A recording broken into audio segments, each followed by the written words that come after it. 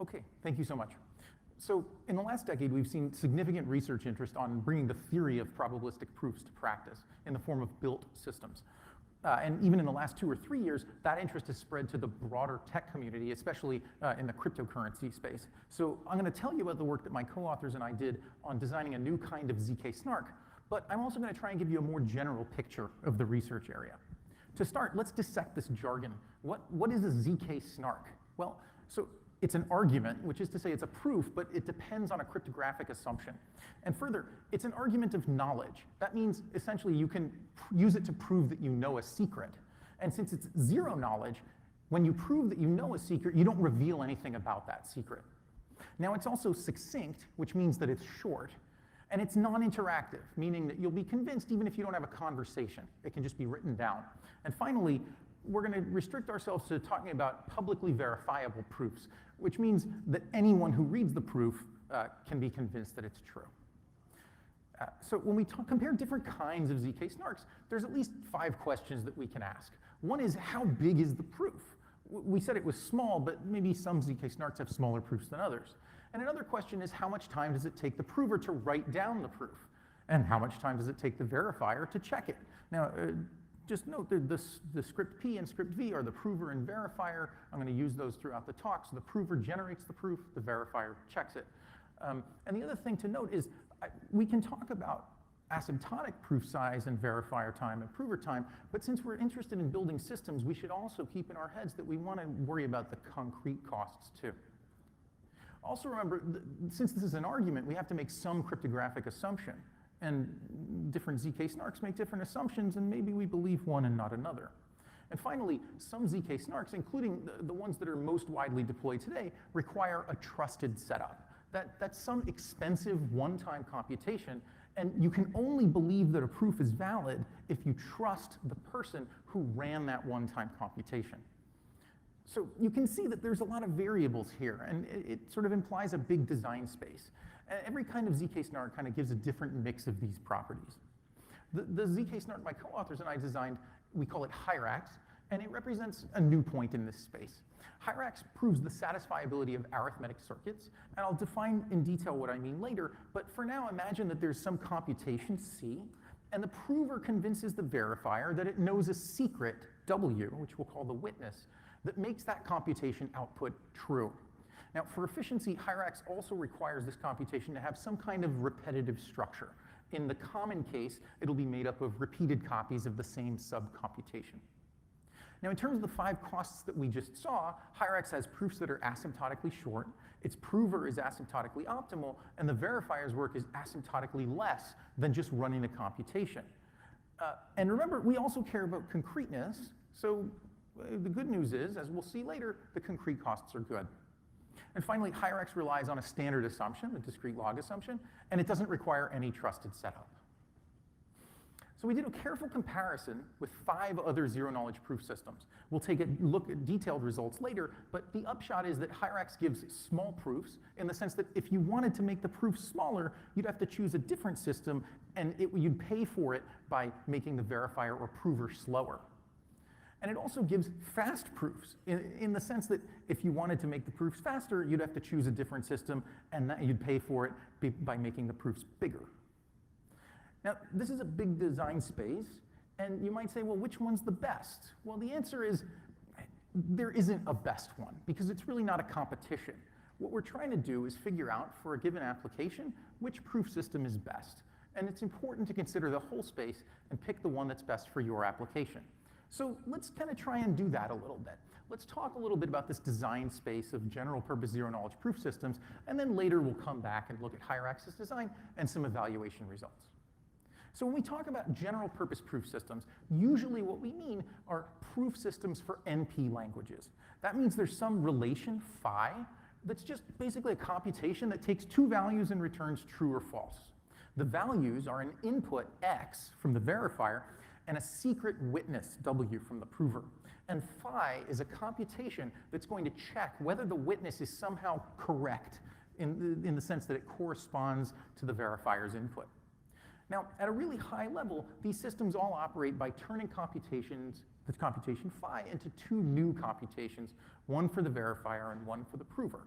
And just like in the last talk, we're going to think about this as happening in two stages, which we'll call the front end and the back end. Now, in the front end, we convert the computation phi into an arithmetic circuit, which is to say a generalized Boolean circuit where and becomes multiplication and or becomes addition, and the wires take values from a finite field. And now, the front end constructs this arithmetic circuit in a particular way, such that the satisfaction of the arithmetic circuit is tantamount to correct execution of the computation phi. Then in the back end, we apply proving machinery, which is some combination of complexity theoretic and cryptographic objects, to produce a prover and verifier computation with the following properties. A valid proof establishes satisfaction of the arithmetic circuit, and then because of the way we constructed the arithmetic circuit, that further guarantees correct execution of the computation phi. So up to this point, I've talked about, well, there's a design space and there's many different zero-knowledge proofs. And really what I'm referring to fundamentally is this machinery, is this back end. So let's take a look at some of the existing back ends. So maybe the most well-known zero-knowledge proof systems are Pinocchio and libsnark. These are used essentially in zcash. Now these are built on linear probabilistically checkable proofs, and very roughly speaking, they give short proofs and fast verification, but proving is slow, they rely on non-standard cryptographic assumptions, and they require a trusted setup.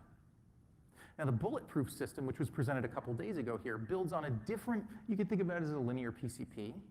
Bulletproofs also gives short proofs, but unlike libsnark, it relies on a standard cryptographic assumption and doesn't require any trusted setup.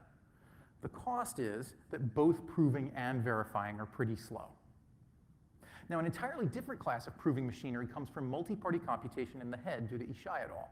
Now, the first couple implementations of this were zkBoo and zkV++, and they have fast proving, they build on a standard cryptographic assumption, and they have no trusted setup. But they give long proofs, and verifying is at least asymptotically expensive.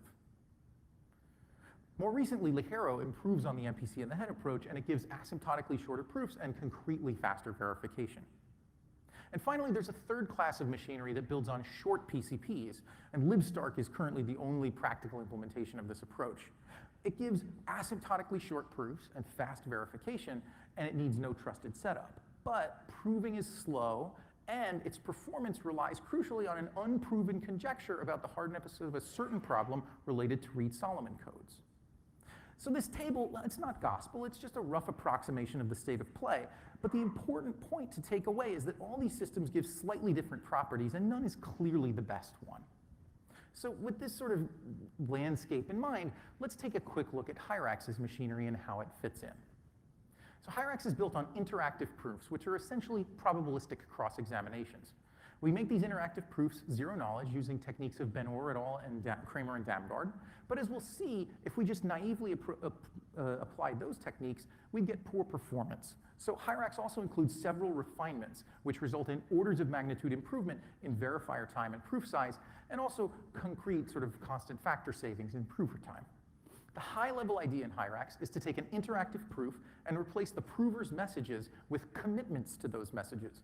Then the prover helps the verifier to check the messages hidden inside the commitments, with the result that the verifier is convinced of the proof without ever seeing the messages. Just as a reminder, a cryptographic commitment has a sender who computes a commitment to a message and sends the commitment to a receiver. Later, the sender can open the commitment and reveal the message inside, and the receiver will be convinced that what the sender revealed was indeed what he initially put into the commitment. Now, these schemes have two properties. First, they hide, which means the commitment doesn't reveal anything to the receiver about the message. And second, they bind, which means the sender can't lie about what it put into the commitment. Hyrax uses a special kind of commitment that has a third property, a linear homomorphism. This means that there's an operator that takes two commitments and produces a new commitment to their sum, to the sum of the messages inside. This also, you'll note, allows scaling of commitments. To multiply by k, we just add k copies together. In particular, Hyrax builds on Peterson commitments, which have this property. So Hyrax also builds on the interactive proof line that started with Goldwasser, Kalai, and Rothblum, the Muggles line. This is an interactive proof for layered arithmetic circuit evaluation, where by layered I mean there's a set of inputs that feed one set of gates, whose outputs feed a second set, et cetera, and we can turn any arithmetic circuit into a layered arithmetic circuit. So to start the proof, the verifier gives some inputs to the prover, and then the prover evaluates the arithmetic circuit to produce some output that we'll call y, that it returns to the verifier. Now it's time for interaction. So first, the verifier constructs a polynomial that relates the purported output y to the last layer of gates in the circuit. Then it engages the prover in a sum check, that's a kind of interactive proof, over that polynomial, which reduces the purported outputs to a claim about the second last layer of the circuit. To check that claim, the verifier engages the prover in another sum check, which reduces the claim about the second last layer to a claim about the third last layer. And you can see how we iterate this until the verifier is now holding a claim whose truth is just related to the inputs to the computation. Now, if this weren't a zero-knowledge proof, we'd be done, because the verifier would just check that. But remember, we're trying to build a zero-knowledge proof, so we have to make two changes. First, the prover, as I said earlier, is going to send commitments rather than its messages. And second, we're going to need to give the verifier some way to check that final statement about the inputs to the arithmetic circuit, because those include the witness, which the verifier should never see. Okay, so let's see how that goes. The verifier's final check, we're going to concentrate on that. It's essentially a polynomial evaluation. We're going to call that polynomial m tilde, and it encodes both the input x and the witness w. Now, to run the check, the prover and the verifier are going to use what's called a polynomial commitment scheme. Here's how that works. At the start of the protocol, the prover is going to commit to m tilde using a construction we'll see soon. Then the prover and the verifier run the interactive proof we just saw, and at the end, the prover sends a claimed evaluation of m tilde at the point that the verifier chooses. And finally, using the polynomial commitment, he proves to the verifier that the evaluation is consistent with the initial commitment to m tilde. So Hyrax uses a new commitment scheme for multilinear polynomials like m tilde, and I'll show you approximately how that works. So multilinear polynomials like m tilde have a specific form. Namely, we can think about them as a vector matrix vector product, where the vectors L and R are depending on the point at which we evaluate the polynomial, and the matrix T encodes the monomials of m tilde. So in the case of our protocol, the matrix T encodes the witness W. And we can think about it as also encoding the input, but for simplicity, we'll concentrate on the witness. So a naive approach would be to build a polynomial commitment scheme on individual commitments. So the prover sends a commitment to each element of the matrix T, and then the verifier can use the linear homomorphism in the commitment scheme to compute the vector matrix vector product. But this is inefficient because the commitment size and the time to evaluate the commitment are both linear in the size of the witness, which is no good. So to sidestep this problem, we're going to follow an idea due to Jens Kroot, which is to use multi-commitments to each row of the matrix. So a multi-commitment encodes a vector of messages rather than a single message. And using the Peterson commitment, we can build multi-commitments that additionally have a vector-wise homomorphism. So when we add two commitments together, what we get is a sum of the committed vectors. Okay, so then how does it proceed? First, the verifier is going to compute the vector matrix product L times T using the vector-wise homomorphism. The result is a commitment to a single vector. And then the prover sends a commitment to a claimed evaluation of m tilde. And finally, the prover uses a dot product argument to convince the verifier that that claimed evaluation is consistent with the vector R and the vector matrix product L times T that the verifier previously computed. In Hyrax, we use a dot product argument that we adapted from bullet proofs, and it has very small cost. It's just logarithmic in the length of the R vector for communication.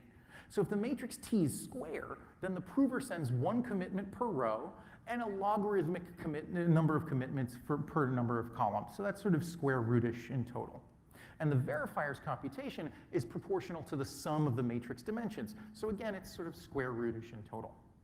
Alternatively, we can adjust the matrix dimensions to trade extra verifier work for lower proof size, which means you can tailor Hyrax to your particular application to some extent. Okay, so I've described everything in terms of an interactive proof, and all of the interactive proofs are public coins, so we can make them non-interactive using the Fiat-Shamir heuristic, and we give several other refinements in the paper. First, we use multi-commitments to save proof size and verifier work in the sum check invocations.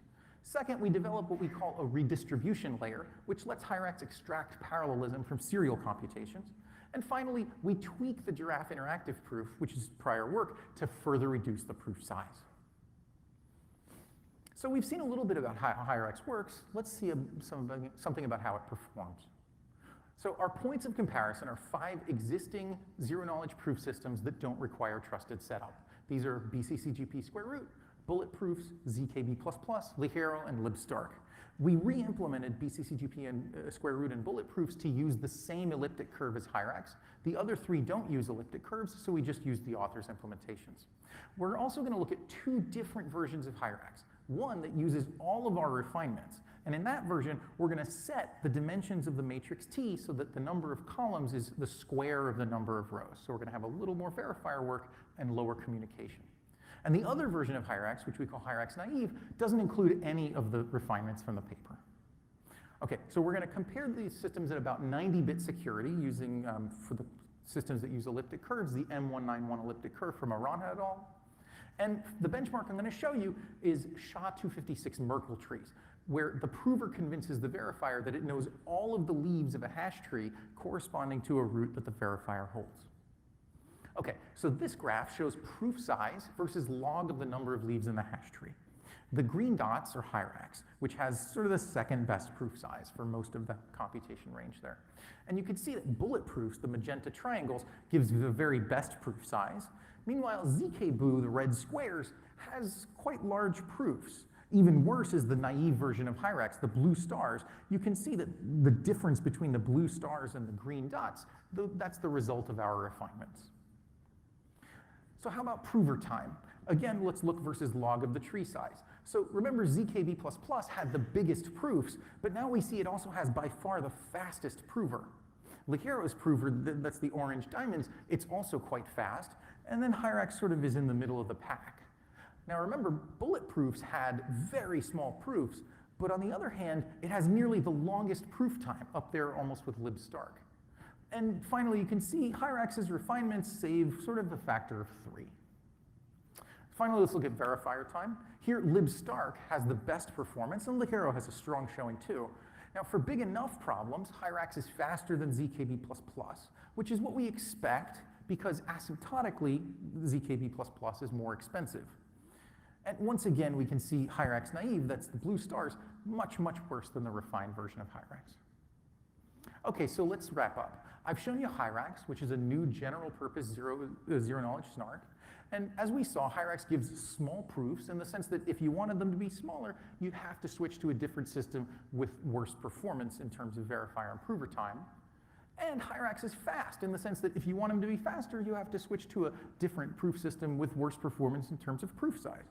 But again, the most important takeaway here is there's no real winner among these systems. We're not having a competition. We're just trying to match the proof system to our application. And for that, you should shop carefully to find the one that matches yours. So from that perspective, we regard HIREX as a point in the design space that will be useful, and we hope that we will continue to be able to improve sort of all of these systems and really push this area forward. As a note, an extended version of the paper and our code are available online. I hope you'll check them out. And with that, I'm happy to take questions.